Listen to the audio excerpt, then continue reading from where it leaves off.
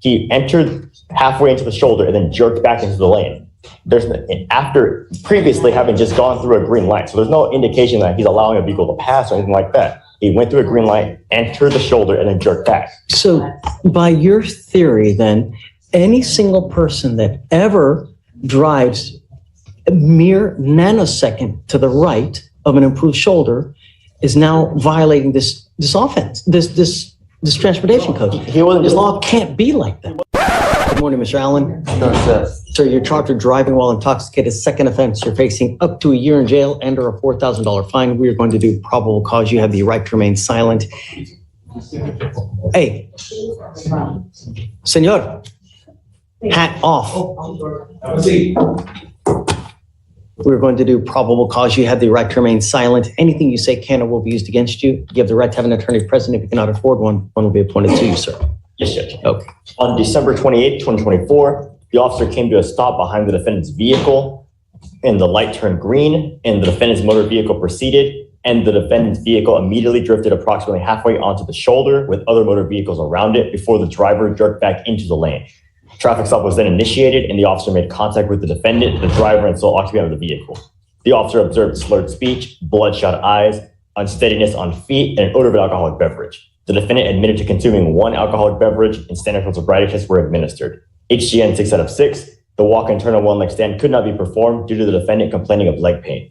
The defendant was read the DIC and consented to breath. The result was 0.192. However, the defendant was unable to provide a second sample and consented to a blood draw. Mr. Allen, I'm going to find that there's probable cause to go forward with your case. Does he have a license? It's eligible, Your Honor. All right. How many prior DWIs does he have? It's one prior, Your Honor. One? Okay. Mr. Allen, I'm going to find that there's probable cause to go forward with your case, and I'm ordering you as a condition of your bond not to consume alcohol, illegal drugs, or unprescribed controlled medication. You have a valid license. You cannot drive unless you also have valid liability insurance in your name, and I'm now placing a restriction on your license that you are not allowed to drive any vehicle that doesn't have an ignition interlock on it. If you're caught driving a vehicle that doesn't have an interlock, I will revoke your bond, put you in jail. Do you understand? I'm sending word and notice to DPS so that every police officer in the state is going to know if you get pulled over and you're driving a vehicle that doesn't have an interlock, they're going to arrest you on the spot. Do you understand? I see that you have a lawyer. Because you have a lawyer, I will waive your appearance, but you must stay in touch with Mr. Stewart, and he will tell you when you have to come back to court. You don't have to waste your time coming back here, but you must stay in touch with counsel, and he'll tell you when you have to come back. You understand?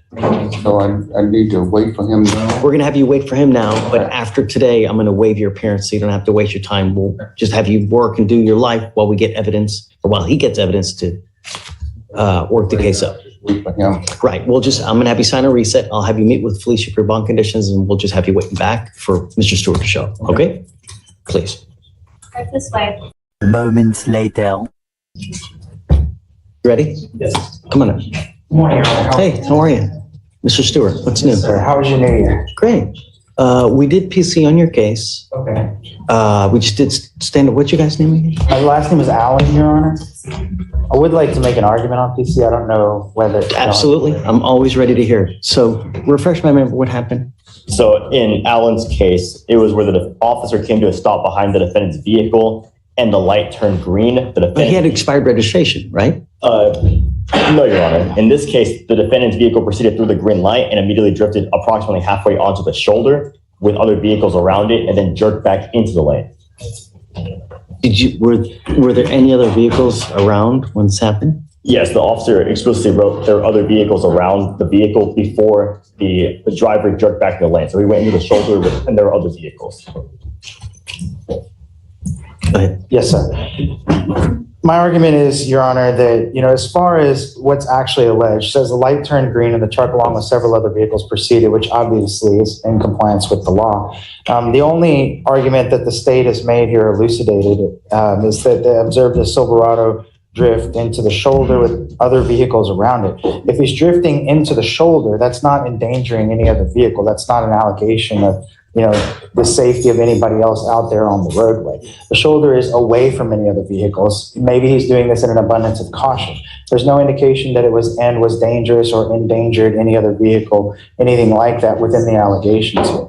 Furthermore, there's numerous reasons why a vehicle is 100% legally allowed to drive in the right-hand shoulder of a vehicle. I think there's 9 reasons in the state of Texas why a vehicle is allowed to drive in the shoulder.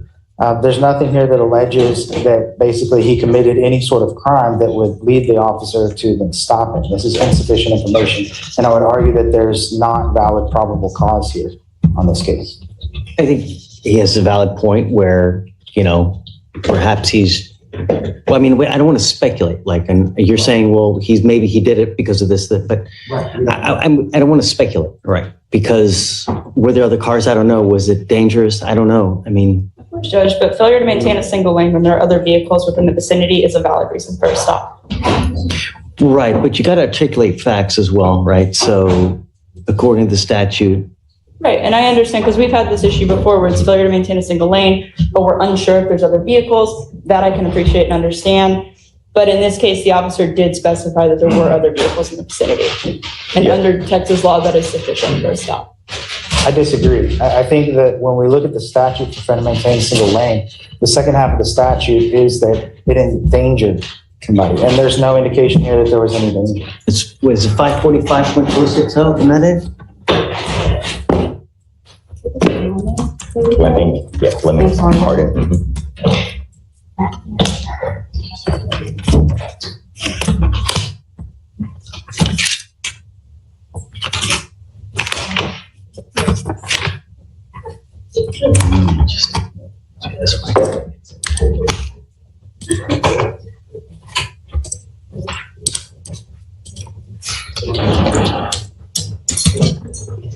545.060, Your Honor. Section A2, may not move from the lane unless that movement can be made safely. Shall drive as nearly as practical entirely within a single lane, and 2, may not move from the lane unless that movement can be made safely. There's no allegation here that the movement was made unsafely. Or that there was Judge, anything I unsafe also about it. have the list of, where under Texas law where it's permissible to drive on the shoulder, to stop, stand, or park, to accelerate before entering the main lane of traffic, to decelerate. Let's do this. I mean, this is going to take quite a bit of more time.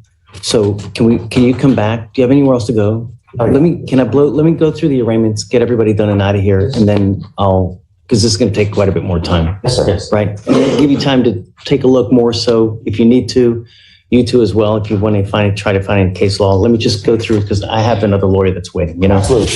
Yeah, I'll help you out, but let me get through everything. Yeah, for sure. Just gotta get with the sheriff's and prosecutor and have a discussion. Moments later. Craig. Good morning again. Hey. I wanted to reapproach regarding the PC on Mr. Allen's case. I know the state has emailed me some cases that they wanted to cite to. Morgan. Judge, Morgan. I don't know whether someone else wanted to speak to that. Yeah. If we may, upon reviewing case law, so as we've discussed before, so he did veer into the shoulder and then go back onto the lane. And in Hardin, failing to maintain a single lane with the added vehicle component is the danger that they provided in the case law that makes failing to maintain a single lane, unlawful. Furthermore, in cases such as Lamming and Martinez, the court added additional factors to consider for the officer into determining whether or not failing to maintain a single lane is unlawful. And one of those is the time component. In Martinez, it was at midnight or at 1 o'clock in the morning. Here it was at midnight as well. No, but one of the things is there's an element of unsafetiness, right? And Your Honor, there are other vehicles around. As the officer articulated in the dims, there are other vehicles around when he veered and then jerked back into the lane, as the officer put in the dims. But I get it. And then, But where are the other vehicles? Are they next to him? Are they in front? Are they in back? He doesn't articulate it. All he says is there are other vehicles. and furthermore, Your Honor, he did articulate into the shoulder, and upon looking at the statute for that, the Court of Appeals in Lothrop v. State articulated that there are 7 permissible reasons to go onto the shoulder, and there is reasonable suspicion to perform a traffic stop where there is not one of those permissible reasons. And here, the officer did not, with those other vehicles saying he passed the green light and then go halfway into the shoulder and then jerk back, it implies that there is not one of those 7 reasons to allow another car to pass, to stop or park, or to accelerate before entering the main lane of traffic or decelerate before making a right turn. None of those are present. None of the 7 reasons articulated in the statute on the transportation code 545.058 are present. So that alone, him going into the shoulder without a permissible reason is enough to perform the traffic stop. And that taking that into account with Hardin, which he veered out of, he failed to maintain a single lane with other vehicles around, provided enough of a community danger to allow the officer to perform that initial stop. Man, Where's the danger? It would be the other vehicles present, Your Honor. He doesn't articulate that though. He does articulate that there are other vehicles. All he says is there are other vehicles. That is all the case law requires. He doesn't have to say there's a vehicle right in front and right next to him. The case law requires that there be other vehicles within the vicinity for it to be. Right. In the case law, You don't know if it's in the vicinity though. All he says is that there are other vehicles. That's so vague. You say other vehicles in the vicinity. He doesn't say that they're in the vicinity. He just says there are other vehicles. And that's so vague and conclusory. Your Honor, the case law does specify there only needs to be a minimal level of justification for the stop. In this case, that is enough where there's other vehicles around to provide that additional threshold for failing to maintain a single lane. In addition to no permissible reason to enter the shoulder, there's nothing there to indicate Right. there is a permissible reason. If we're taking outside of the failure to maintain a single lane, and we can go into the other part of the transportation code that this defendant violated, which is veering onto the shoulder, he did not do so for one of the 7 permissible reasons, and thus the officer has reasonable suspicion to stop him. You're veering. That is 545.060, right? Isn't that part of that's the weaving, right? It's a different one. Because you just said there's another violation of the transportation code. Yeah, and it's under 545.058 is for entering the shoulder. may I address the court, please, Your Honor? Hold on, let me pull that code up. So that's 545.058. The transportation code. All right, let's see. That is driving on an improved shoulder. An operator may drive on an improved shoulder to the right of the main traveled portion of a roadway if that operation is necessary and may be done safely, but only if to stop, stand, or park, to accelerate before entering a main travel lane of traffic, to decelerate before making a right turn,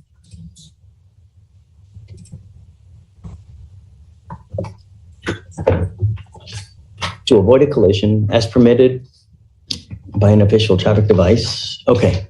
Yes, Your Honor. So in terms of their arguments about the driving on the shoulder under Lothrop, their case that they're citing, the case itself says, and I quote, merely driving on an improved shoulder is not prima facie evidence of an offense. That's their case. It says the exact, that doesn't benefit them at all.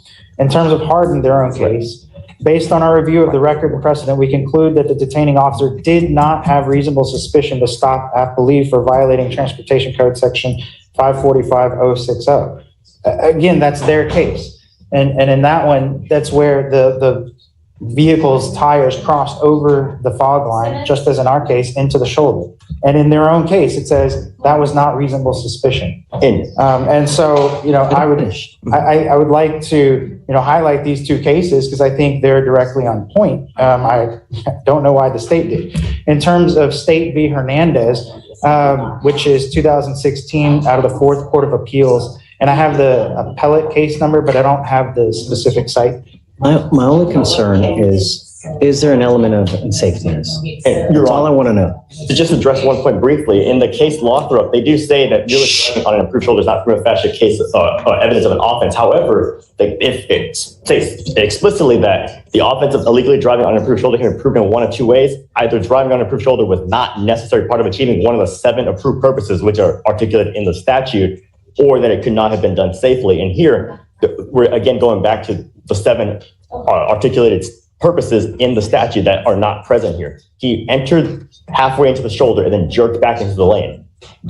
After previously having just gone through a green light. So there's no indication that he's allowing a vehicle to pass or anything like that. He went through a green light, entered the shoulder, and then jerked back. So by your theory, then, any single person that ever drives a mere nanosecond to the right of an improved shoulder is now violating this offense, this transportation code. He wasn't This just law can't be like It that. wasn't just announced. He went halfway in. So he veered halfway into the shoulder. It wasn't just like a little deviation. He said, the officer said halfway into the shoulder and then jerked back into the lane. So He went out and then came back into the So are lane. we supposing that that's like half a second of driving on an improved shoulder?